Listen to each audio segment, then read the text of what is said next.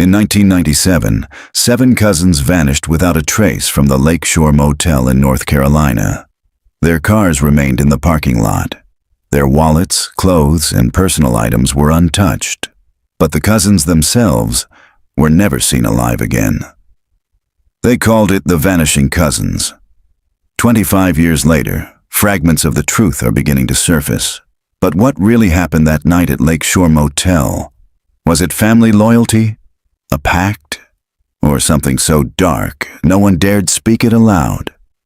If you're drawn to stories of long unsolved disappearances, disturbing discoveries, and buried secrets resurfacing after decades, subscribe. The motel had been shuttered for years, its once bright neon Lakeshore sign now a skeleton of bent tubes and broken bulbs. Wind pushed through the cracked windows and whistled down the empty hallways where tourists once dragged beach bags and children begged for sodas from the vending machine. But on humid nights, locals swore they heard something else. Laughter, faint, echoing, impossibly young. 7 voices rising in harmony and then vanishing into the trees.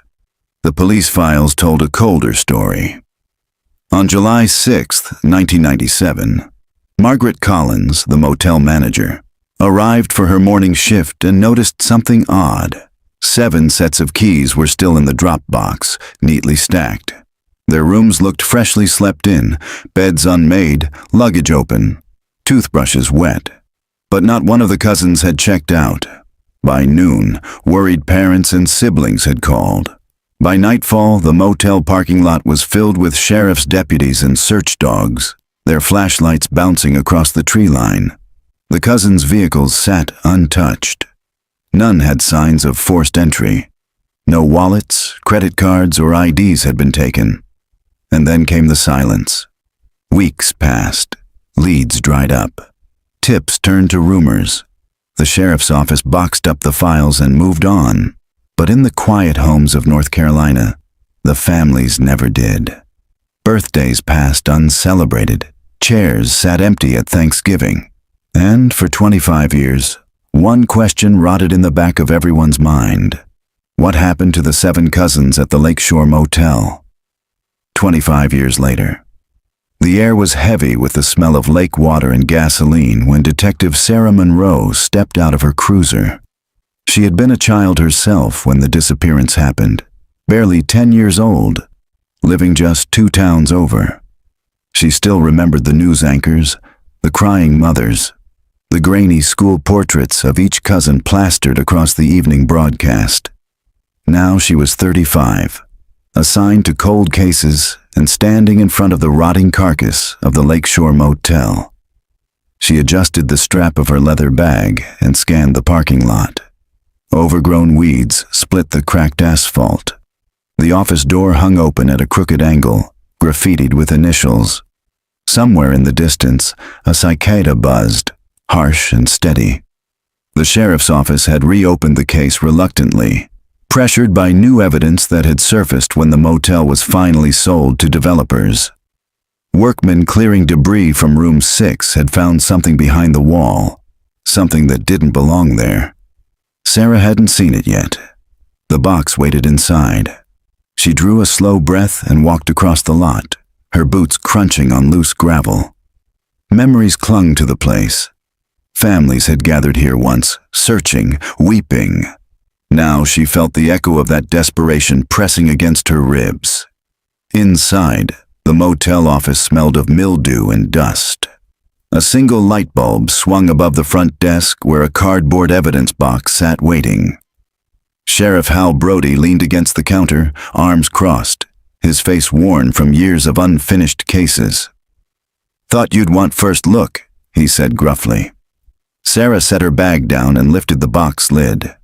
Inside, wrapped in plastic, lay a handbag, faded purple vinyl with a broken zipper, the kind teenagers once carried to the lake.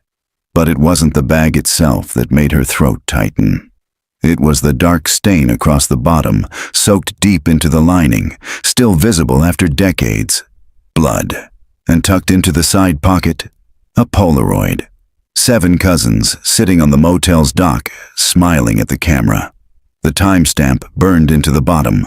July 5th, 1997. 11:37 p.m., less than 8 hours before they disappeared. Sarah's hand trembled as she slid the photo back into the bag. Where exactly was this found? Inside the drywall, Brody replied. Construction crew said it was stuffed in between studs, like someone hid it there in a hurry. DNA? Being rushed, Brody said. But if it's who we think it is, this could blow the whole thing wide open. Sarah didn't answer. She was staring at the Polaroid in her mind.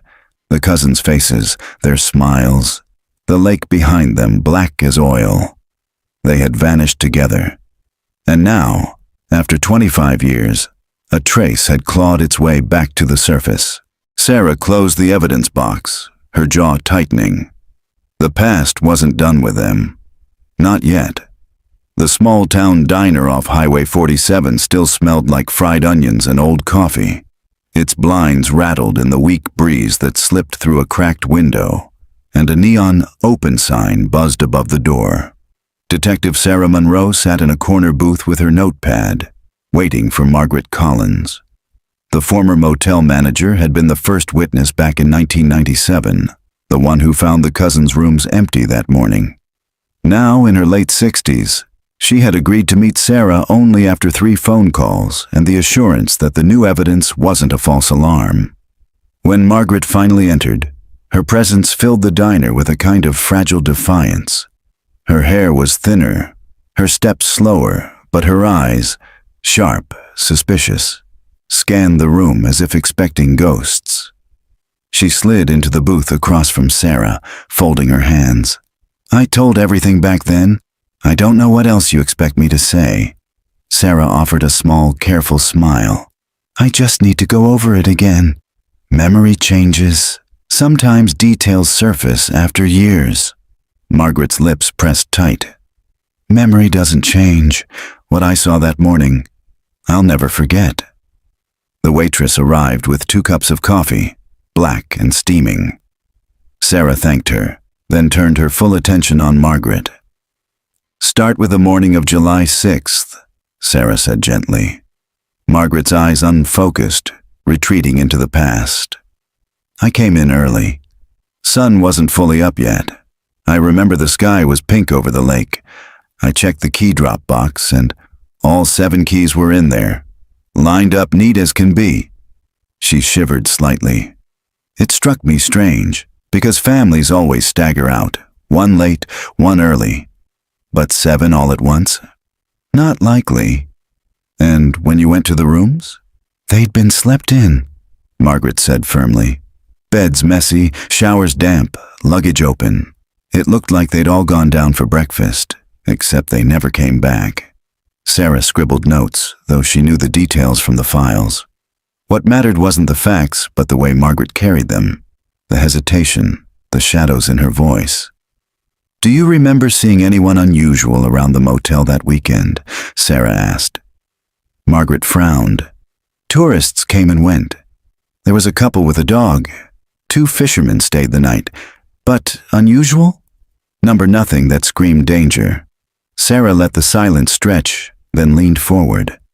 "The construction crew found a bag inside the wall of room 6. Belonged to one of the cousins. It had blood on it." Margaret's face went pale. Her hands gripped the edge of the table. "You mean they were hurt? Inside that room?" "We don't know yet," Sarah said carefully. "But someone hid the bag. That means someone wanted it kept secret." Margaret blinked hard, fighting the swell of memory. "They were good kids," she whispered. "I used to watch them sit out on the dock at night, laughing, like the world couldn't touch them." Her voice broke, and she covered her mouth. For a moment, the diner clatter, forks on plates, a baby fussing in the corner, filled the silence between them. When Margaret finally spoke again, her voice was flat. "Whatever you find, Detective, it won't bring them back. But you should know, people around here don't like the past being stirred. Lakeshore's got long shadows." Sarah studied her. "What do you mean?" Margaret's eyes shifted to the window, where the lake shimmered in the distance. That motel.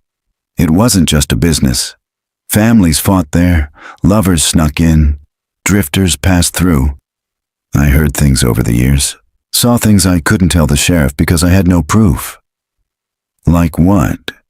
Margaret's fingers tapped the table nervously. There was talk of a man, back then.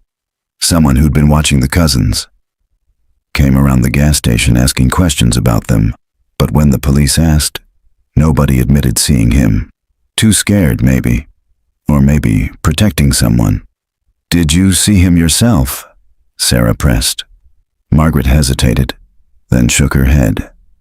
Only heard, but I believe he was real. A stranger doesn't just walk in and take 7 people unless the ground's already been prepared for it. Sarah wrote the words carefully. A man. Watching. Prepared ground. Before she could ask more, Margaret slid from the booth, her coffee untouched. That's all I have. Please don't call me again unless you find their bodies. And with that, she left, the diner door chiming behind her. Sarah sat for a long time staring at the untouched coffee. Her thoughts circled the Polaroid, the bag, the blood. A man watching. A community that had closed ranks. When she finally stepped outside, the afternoon sun had turned the lake to liquid silver. From where she stood, she could see the broken roofline of the motel rising above the trees. For years, the town had lived beside that silence, refusing to disturb it. But silence had a way of rotting. And sooner or later, it always broke. The Collins family photographs still lined the mantelpiece of a small brick home on Willow Drive, their frames polished, though the images inside had faded with time. Detective Sarah Monroe stood just inside the living room, her notebook open, as Patricia "Pat" Collins, mother of 2 of the vanished cousins, poured tea into chipped china cups. Pat's hands trembled as she set the cups down. Her eyes, though lined with age, were steady on Sarah. It's been 25 years, Detective. Every reporter who ever came through here asked the same questions. You think you're going to find something different?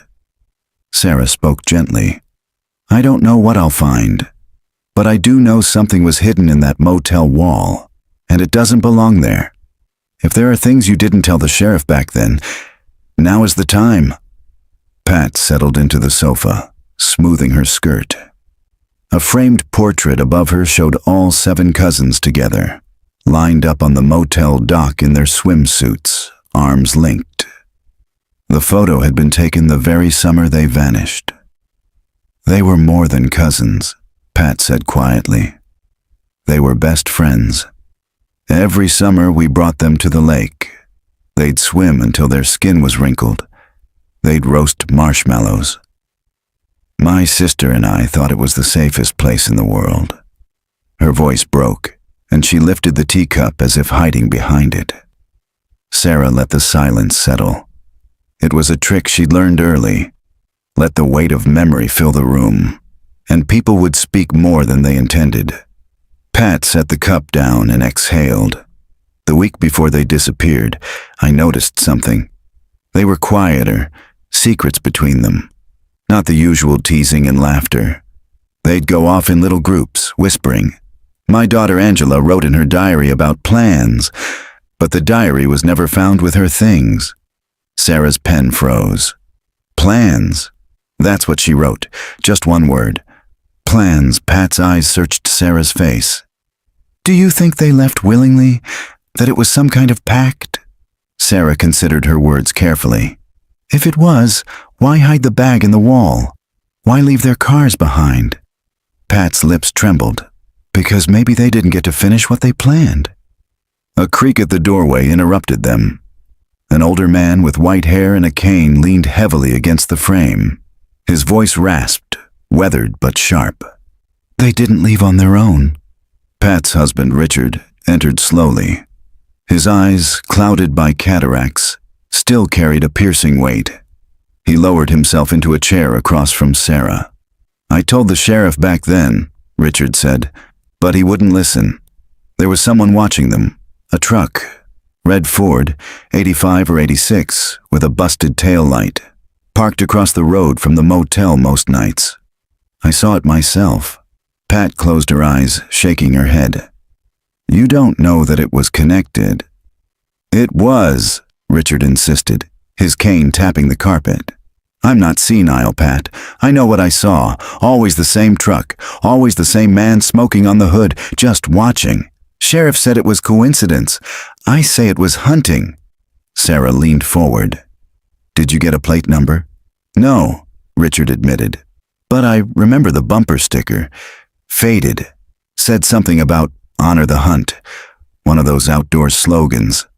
Pat pressed her hands together tightly. Richard, stop! This won't bring them back. Richard looked at Sarah, voice low and urgent. Find that truck, detective. You find him, you'll know what happened. Sarah's heart beat faster. 2 witnesses now. Margaret, the motel manager, and Richard Collins, both describing a man watching. She glanced again at the photograph of the cousins on the mantel. 7 young faces frozen in time, laughter etched forever. Beneath that surface of joy, there had been secrets, plans, and, perhaps, someone waiting in the shadows. As Sarah left the Collins home, the evening sky was darkening, clouds bruising purple over the lake. She paused on the porch, notebook heavy in her hand, plans, a red Ford, a man watching.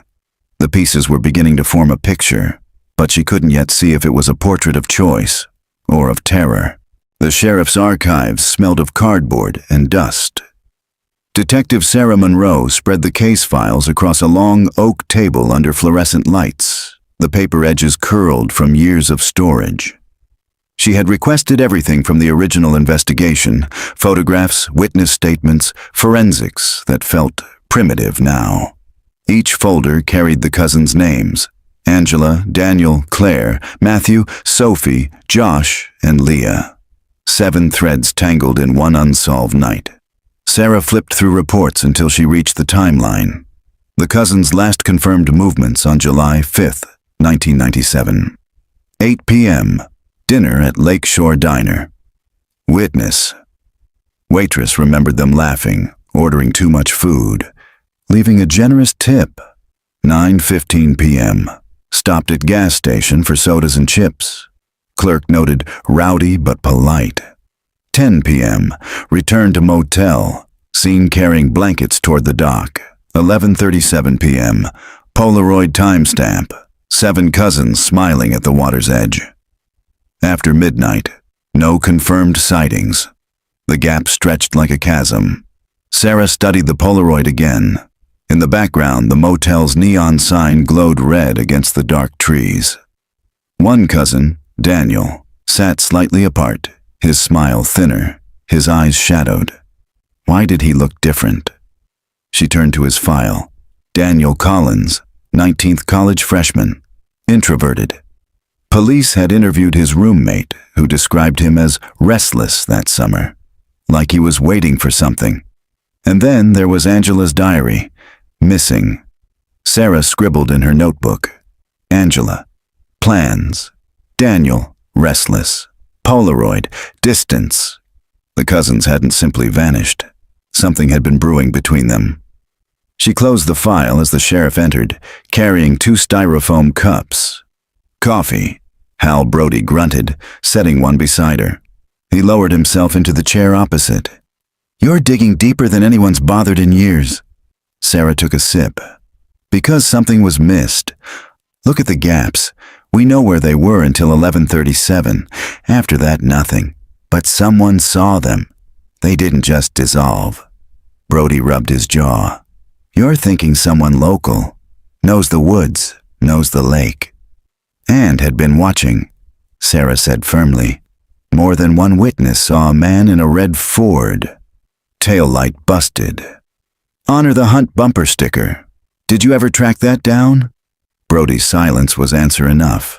Sarah's eyes narrowed. Why not? He sighed, looking suddenly older. Because half the county drove old Fords back then. You want a list of suspects? It'd run 50 pages long. And people didn't want to talk. You push too hard in a place like this, doors slam in your face. Sarah leaned forward. They were 7 kids. They deserved more than doors slammed. For a moment, only the hum of the overhead lights filled the archive room. Then Brody spoke quietly. "There's something else you should see." He slid a smaller envelope across the table. Inside were 3 photographs never released to the public. The first, the cousins' motel room, beds unmade, blankets missing. The second, the dock, littered with soda cans and chip bags. The third, a handprint smeared on the railing, faint, but clearly in blood. Sarah's pulse quickened. "Whose?" "Tested back then," Brody said. "But DNA databases weren't what they are now. It didn't match anyone local. Didn't match the cousins either. Just there, like a ghost's signature." Sarah stared at the photo. A bloody handprint, silent witness to their last night. The cousins had been laughing, drinking sodas, taking Polaroids. Hours later, someone's blood marked the wood. She gathered the photos carefully. "Rerun this. Modern database, full analysis. That hand belongs to someone, and whoever it is, they were there." Brody nodded slowly. "You think it's connected to the bag in the wall?" "I know it is," Sarah said. Her mind flicked to the Polaroid again. The laughter, the distance in Daniel's eyes, the black water behind them. The last night wasn't just about fun on the dock. Something darker had threaded itself through their laughter, tightening until it snapped.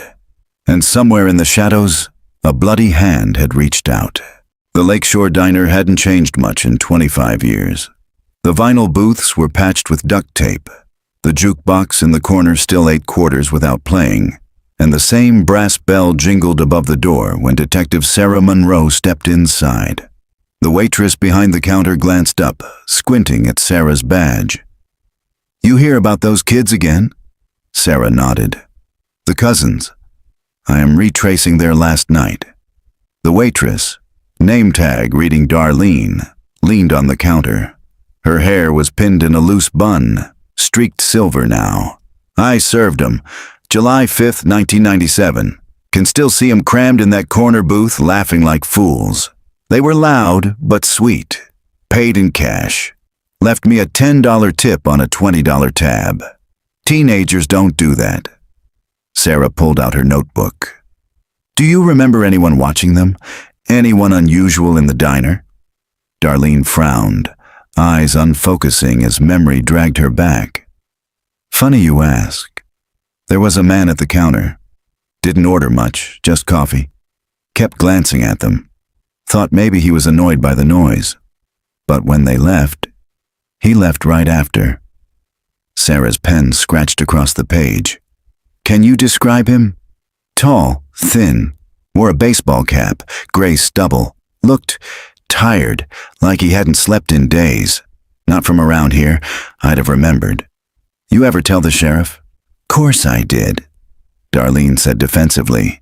"But they wrote it off. Said half the town was in here that night. Maybe they were right.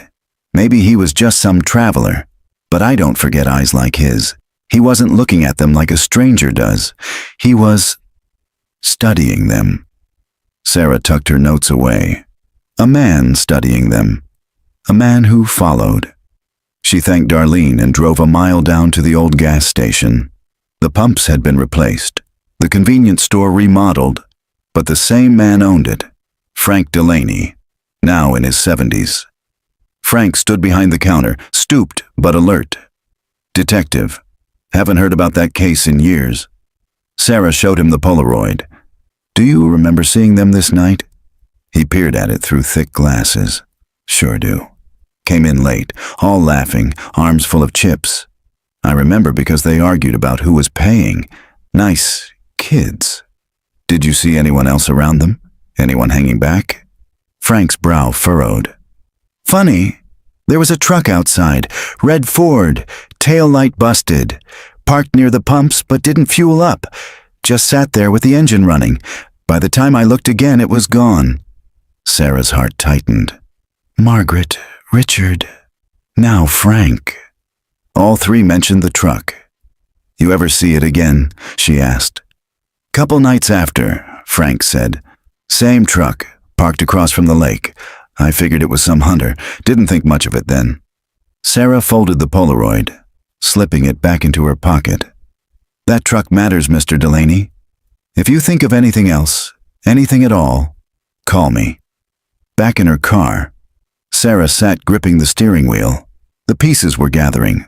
The cousins' secret plans, Daniel's restless unease, Angela's missing diary. A man in a cap watching at the diner, a red Ford idling outside the gas station, a bloody handprint on the dock, a handbag hidden in the wall.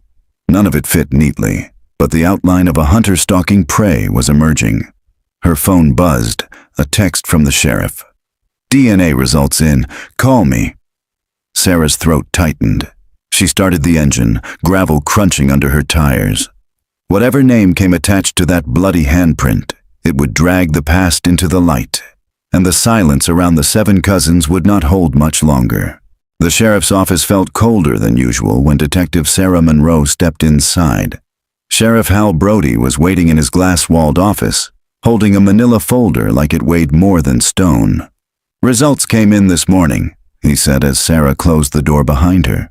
His voice was low, reluctant. "It's not what I expected." Sarah took the folder. Her pulse thudded as she unfolded the lab report. The words hit her like a blow. DNA from the handprint matches familial line to the Collins family. Her mouth went dry. "You're saying the blood belongs to one of the cousins?" "Not quite." Brody's jaw tightened. "It's kin. Closely related, but not one of the 7. Sarah scanned the summary again. The probability of relation was nearly certain. "So who?" "A sibling, a parent." "Cousin to the cousins," Brody said grimly. "Same bloodline, which means the last night at that dock wasn't just them. Someone else in the family was there." Sarah sank into the chair across from him, her mind racing. A hidden player, a family member whose presence had never been reported, whose blood still stained the railing. "Why wouldn't the families mention that?" she whispered. "Because maybe they didn't know," Brody said. "Or maybe they did, and they buried it." Sarah remembered Patricia Collins's words about plans, Daniel's restlessness, Angela's missing diary. "Do we know which family branch?" Sarah asked. Brody slid another sheet across. "Matches strongest to Richard and Patricia Collins's line. Siblings, nieces, nephews. Take your pick." Sarah's stomach churned. Richard had spoken so fiercely about the truck, about being ignored. What hadn't he told her? "Do you believe it?" she asked softly. Brody stared past her, eyes heavy. "After 25 years, I don't believe much of anything. But blood doesn't lie." The Collins house looked smaller this time, its shutters peeling, its lawn grown wild. Patricia opened the door, weary-eyed but gracious, while Richard sat in his usual chair, cane propped against the armrest. Sarah didn't waste words. She laid the lab report on the coffee table between them. Pat's hand flew to her mouth as her eyes scanned it. Richard leaned forward, knuckles white against his cane. "What are you implying?" he demanded. "That someone related to you was at the dock that night," Sarah said carefully. "Their blood was found there. Do you know who it could have been?" Pat shook her head violently. No, the 7 were together. That was it, no one else. But Richard's face darkened. He shifted in his chair, as if weighed down by something long buried. "There was someone," he admitted finally. Pat turned on him, horrified. "Richard!" He ignored her, eyes locked on Sarah. "My brother's boy, Caleb.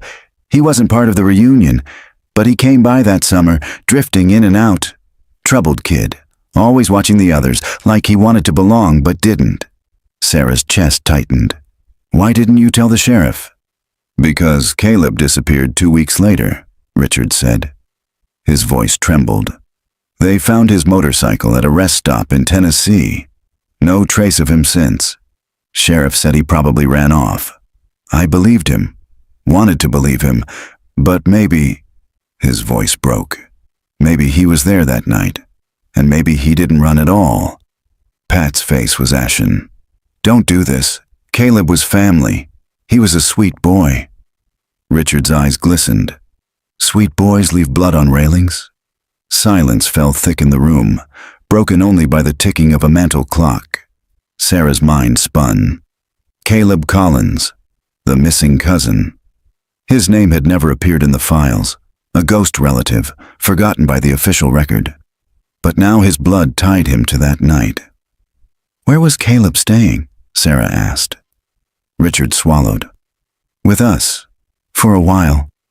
Then he drifted, but that week, he was here." Pat buried her face in her hands. "Don't drag him into this. The 7 were enough. Leave it alone." But Sarah knew she couldn't. The circle of vanishing cousins had just widened to 8, and if Caleb's blood was on the dock, then the last night at the Lakeshore Motel was not the story the families had told for 25 years. It was something far darker. Caleb Collins' name had been buried so deep in silence that it didn't appear in any of the sheriff's old files. Detective Sarah Monroe only found his trace in a yearbook at the county library, tucked among pages smelling of mildew and old glue. There he was, junior year, 1995. Dark hair falling into his eyes, a smirk that seemed to fight the photographer's lens. Caleb Collins. Track team.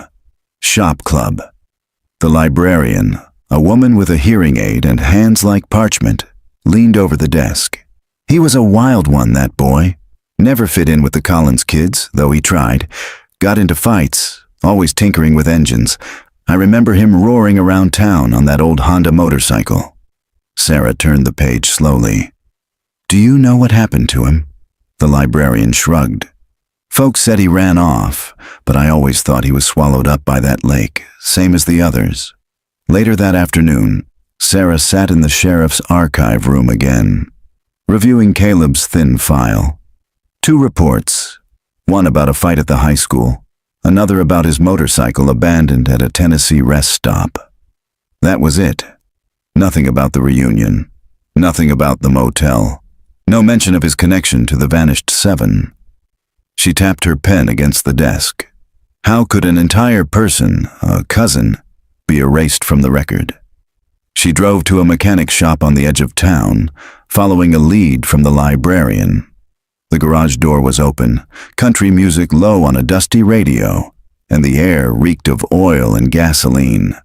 The man inside was in his 50s, bald, grease-stained, with arms as thick as tires. His name tag read, Dale.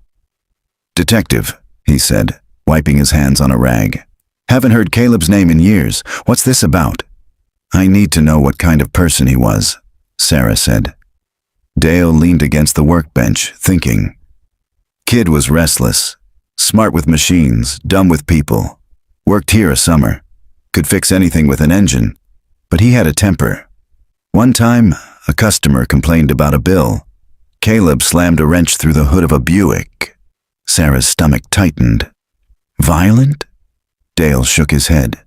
"Not mean, just like he carried too much pressure inside. Let off steam in the wrong ways. He worshipped his uncle's truck. Red Ford, old model, bumper sticker peeling off. He'd spend hours polishing it, even when it wasn't running." Sarah's pen froze. Red Ford, broken taillight. Dale frowned. "Yeah, how'd you know?" The pieces clicked, sharp as glass. Caleb, the Red Ford, the watcher in the night. That evening, Sarah drove back to the motel ruins. The sky was bruised with twilight, and the lake glimmered black, swallowing the horizon. She stood on the broken dock where the Polaroid had been taken. Her thoughts tangled. Caleb had been here that night. His blood proved it. His truck matched every witness. But if he was present, why hadn't the family spoken his name? Why erase him from the narrative? A splash broke the silence. Sarah turned sharply, flashlight beam cutting across the water. Nothing but ripples. She crouched by the railing, where the old board still bore faint discoloration, the ghost of that bloody handprint. She whispered to the dark water, "Caleb, what did you do?" The lake, as always, gave no answer. But in Sarah's gut, a grim certainty settled. The case was no longer about 7 vanished cousins. It was about 8. And the 8th, restless, angry, tied to the red Ford, might have been the hunter. Or the hunted. The highway out of Lakeshore stretched like a scar across the land, leading south into Tennessee. Detective Sarah Monroe followed it with the case file open on the passenger seat, Caleb's thin record rattling in the breeze of the air vents. The report had been brief. July 19th, 1997. Honda motorcycle found abandoned at mile marker 142 rest stop.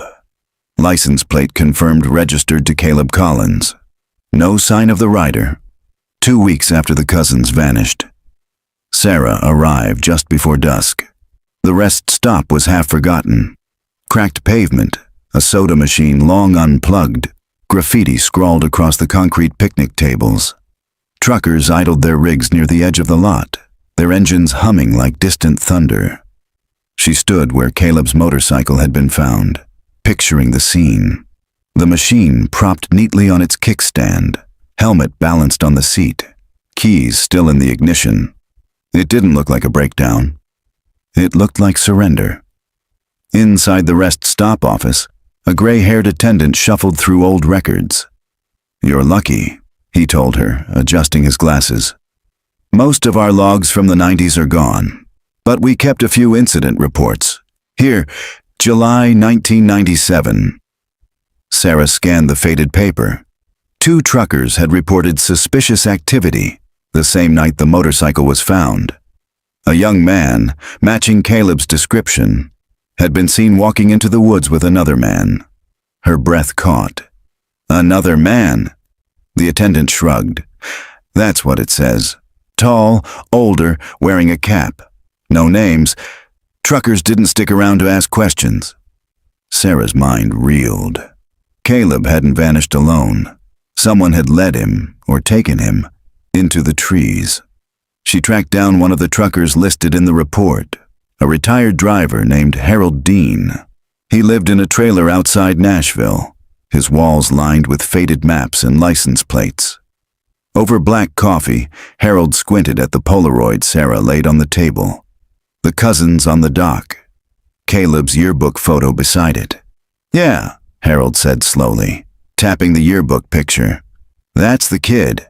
Saw him sitting on the curb by his bike, smoking like he'd lost the world. Then this other fella shows up, older, thin, cap pulled low, said something to him. Kid got up, followed him into the trees. That was it." "Did the older man drive a truck?" Sarah asked. Harold rubbed his chin. "Couldn't see. Might have. There was a red Ford parked near the woods, I think, but memory's tricky after all these years." Sarah's pulse quickened. The red Ford again, always circling, always at the edge of the story. She closed her notebook carefully. "Did the kid look scared?" Harold shook his head. "Number, that's the strange part. He looked relieved." Driving back to Lakeshore that night, Sarah replayed Harold's words. Relieved. As if Caleb hadn't been dragged away but rescued. As if the man with the cap wasn't a predator but a savior. Yet Caleb's blood had been on the dock, and the 7 cousins were never seen again. The possibilities twisted darkly in Sarah's mind. Had Caleb betrayed the 7, leading them to the hunter? Or had Caleb himself been a victim, caught in the same trap? And the man in the cap, was he a stranger? Or someone closer?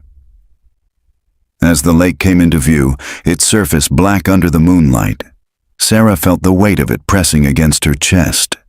The truth wasn't just buried in the motel walls or sunk beneath the water. It was moving, across states, across years, always circling back to the same shadow. The red Ford. The man who watched. And now, Caleb. The 8th cousin. Detective Sarah Monroe returned to Lakeshore with the Tennessee report burning in her bag like a live ember. Caleb walking into the woods with another man. A red Ford parked nearby. the older man's presence threading through every witness memory like a shadow. She pinned the Polaroids and reports to the motel office wall, the corkboard filling with lines of string connecting names, times, sightings. The cousins' faces smiled forever from their last doc photo, while Caleb's yearbook smirk hung beside them, a ghost never officially counted. The hunter's silhouette loomed in every gap.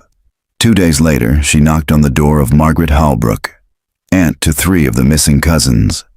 Margaret was pale and tired but sharp-eyed, her hands clutching a rosary that clicked softly as she spoke. "Detective, you keep circling back," she said, voice weary. "What else could there be after all this time?" Sarah laid out the Tennessee report on the coffee table. "This man. Witnesses saw him with Caleb the night his bike was abandoned.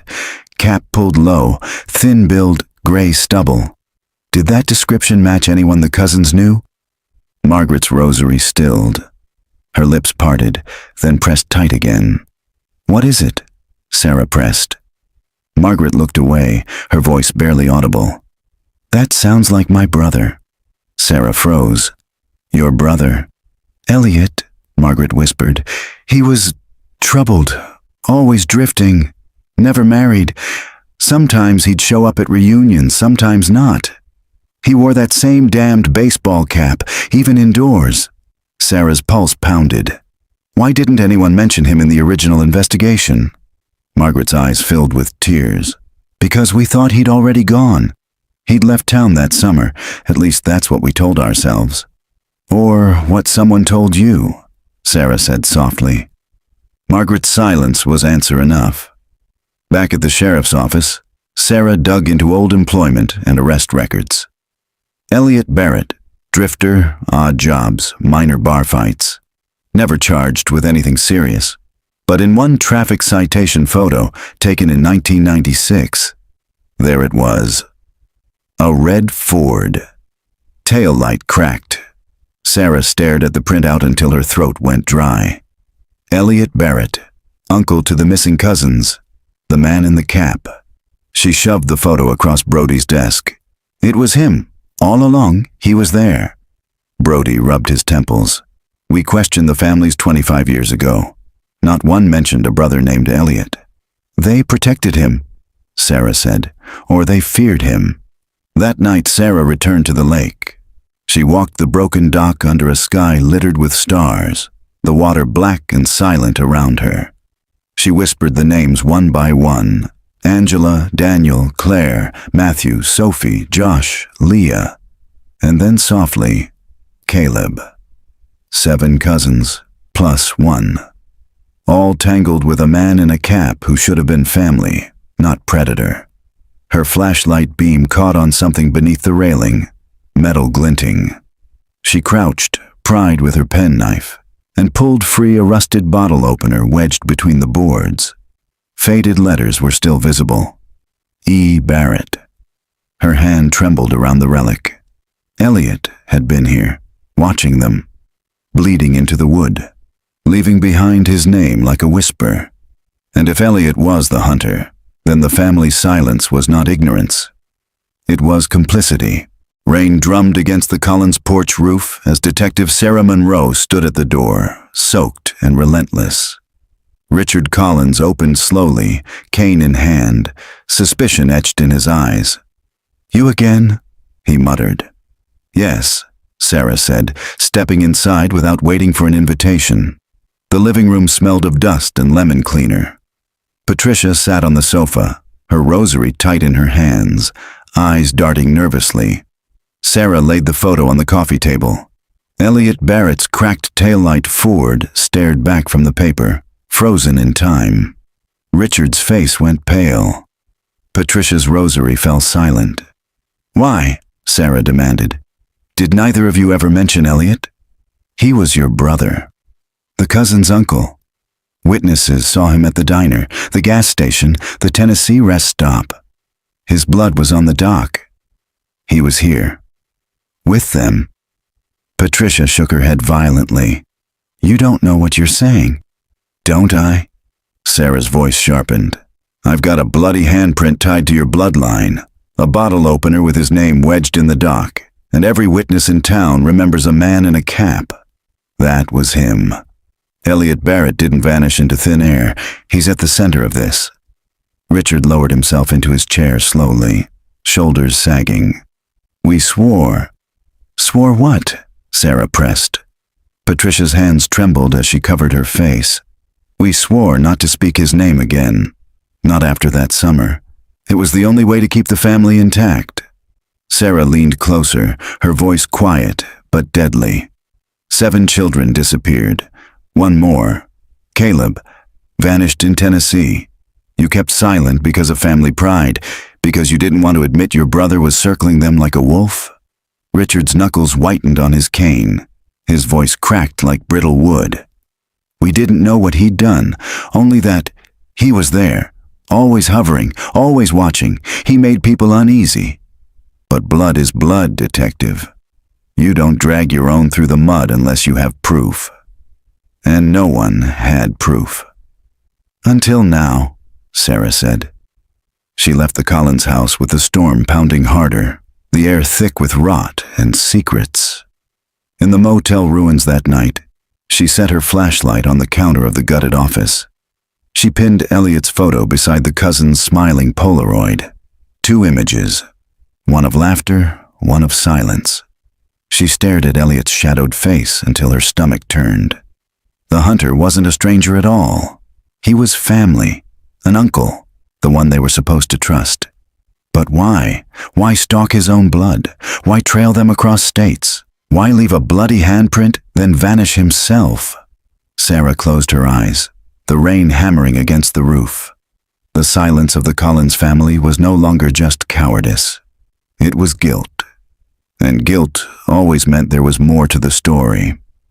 Detective Sarah Monroe stood in the basement of the sheriff's office, dust motes swirling in the pale light. Hal Brody had reluctantly given her a cardboard box labeled Barrett, Elliot, 1989. Found it in evidence storage, he said. Never logged into the cousin's case because it came years before. He was arrested once. Disorderly conduct, psychiatric hold. Didn't think it mattered back then. Sarah pulled out a stack of spiral notebooks, the covers stained with oil and mildew. She flipped one open. The handwriting was jagged, uneven. They laugh at me. They don't know I see more than they do. The water talks if you listen long enough. It keeps secrets for those who are worthy. Another page. The kids think I don't belong, but I was here first. I'll show them the lake remembers me. Her skin prickled. Elliot hadn't just been troubled. He had been obsessed with the lake, with belonging, with the cousins who seemed to shine where he did not. She brought the journals to Dr. Karen Hughes, a retired psychiatrist who had once consulted for the county. The woman's office smelled faintly of chamomile tea and antiseptic. Dr. Hughes adjusted her glasses as she read. Classic paranoid ideation, obsessive thought loops, fixation on symbols, water, family, recognition. This is someone on the edge of psychosis. Sarah leaned forward. Could he have harmed them? Dr. Hughes's lips pressed into a thin line. Yes, but equally possible. He believed he was protecting them. In delusion, those two often blur. Protection becomes possession. Possession becomes destruction. Sarah thought of the Polaroid. 7 cousins smiling, unaware of the man in the shadows who believed the lake itself whispered to him. That evening she returned to Margaret Holbrook's home. Margaret's eyes widened when Sarah placed the journals on the kitchen table. Where did you get those? Margaret whispered. Storage, Sarah said. Why didn't the family ever turn these over? Margaret's face crumpled. Because we burned the others. Elliot's writings frightened us. He talked about binding people to the lake, about cleansing sins in the water. We thought if we destroyed them, maybe the darkness would go too. Sarah's voice sharpened. You destroyed evidence. Margaret looked away. We destroyed a curse. Back in her motel room, Sarah spread the journals across the bed. One entry caught her breath. They don't invite me, but I'll go anyway. Caleb understands. He wants in. He'll help me. They'll see I belong with them, even if it takes the lake to prove it.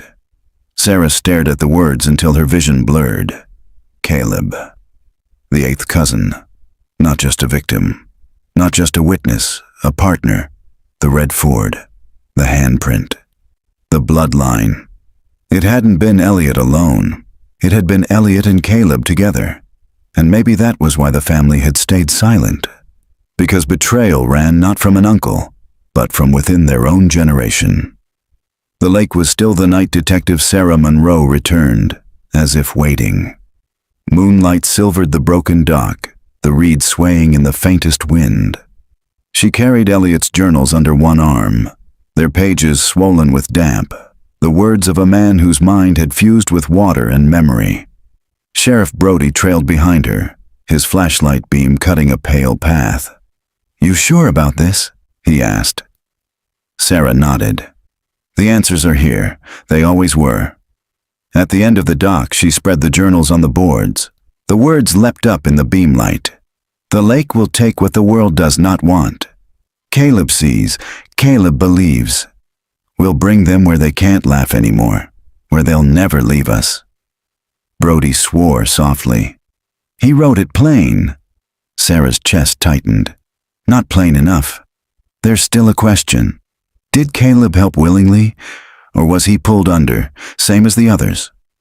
The water lapped softly against the wood, as if mocking her uncertainty. A figure appeared at the tree line. For a split second, Sarah's breath hitched. The silhouette of a man, thin, cap pulled low. Her hand went to her holster. "Who's there?" The figure stepped forward. An old man, stooped but unmistakable. Richard Collins. He raised a hand, trembling. "Stop. Put that away. I came because I can't carry it anymore." Sarah kept her stance firm. "What can't you carry?" Richard's face was a ruin of grief. "The truth. Elliot wasn't the only one. Caleb followed him, worshipped him. The boy wanted belonging. Elliot gave him poison instead. Together they led the others here that night. I knew, I suspected, but admitting it meant admitting one of ours had betrayed the rest. So I kept my silence." Brody's jaw tightened. "And now?" Richard pointed at the water. His voice cracked. "Because the lake remembers. It doesn't hide forever." The sheriff's dive team had been reluctant, but under Sarah's command they went into the black depths. Hours passed. The sun rose pale and weak over the trees. And then, at last, the lake gave something back. A rusted chain, human bone, tangled in silt. The remnants of 7 children, bound and sunken. And among them, a smaller skeleton, marked by healed fractures that matched Caleb's medical records. Sarah stared at the evidence bags, her throat raw. Caleb had not walked away with Elliot. He had sunk beside the others. The betrayal had been real. But so had the punishment. By dusk, she stood again at the dock, the wind cold on her face. Brody lit a cigarette and shook his head. So Elliot did it, and dragged Caleb into hell with him. Sarah's eyes fixed on the water. Or Caleb followed willingly. The lake doesn't say which, it only remembers what it was given. The silence stretched between them. Finally, Sarah whispered the cousins' names, one by one. Angela, Daniel, Claire, Matthew, Sophie, Josh, Leah. And at the end, Caleb. 8 voices swallowed by water, 8 lives bound by silence. The families had tried to bury it, but blood, memory, and water always rise. And the lake never forgets. The camera would have opened on the lake. Early morning. Mist rising like breath from its surface. Birds skimming the water, unaware of what lay beneath. Detective Sarah Monroe sat on the same dock where the cousins had smiled in that Polaroid 25 years ago. She looked older now, her face lined by long nights and hard truths. The Collins case was never about 7 missing kids, she said quietly, as though to an unseen interviewer. It was about 8. 8 cousins, 8 lives, and one uncle who believed the water belonged to him. The police divers had recovered enough remains to confirm identities. 7 cousins laid to rest at last. Caleb, too. His bones tangled among theirs, stripped of answers. The families held a service with 8 headstones, the cemetery ground heavy with rain. Some wept, others stood rigid, as though grief was too sharp to touch. But Elliot Barrett's body was never found. The journals ended abruptly, no entry after the week of the disappearance. He had vanished into the same silence he had worshipped, a shadow the water never spat back. Sarah looked over the still surface, her eyes reflecting the same questions she had asked since the beginning. Did Caleb betray them? She whispered. Or did Elliot drag him into madness? Did he walk into the water willingly, or was he chained like the others? The evidence says both stories could be true. But the dead don't get to testify. Only the living carry the weight. She closed the journal in her lap, the last page stiff with lake water stains. The case was marked closed in official files. But in the town of Lakeshore, doors still closed when Elliot's name was spoken. Families still prayed the water would keep its remaining secrets. And strangers driving past the motel ruins still swore they saw a man in a cap watching from the tree line, his outline sharp against the mist. Sarah rose, brushing the dust from her coat. She turned her back on the lake, though she knew it would follow her, in dreams, in shadows, in the silence before sleep. Because the truth was simple and terrible. The lake does not forgive. The lake remembers. And so do the ones who remain.